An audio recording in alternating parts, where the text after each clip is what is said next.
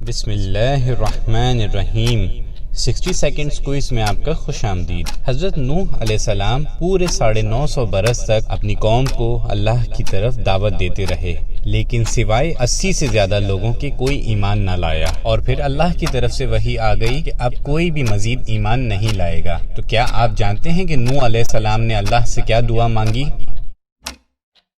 نوح علیہ السلام کے الفاظ کو اللہ تعالیٰ قرآن پاک کی سورہ نوح میں آیت نمبر 26 سے 28 میں بیان فرماتا ہے۔ ترجمہ: اور حضرت نوح علیہ السلام نے کہا کہ اے میرے پالنے والے، تو روئے زمین پر کسی کافر کو رہنے سہنے والا نہ چھوڑ۔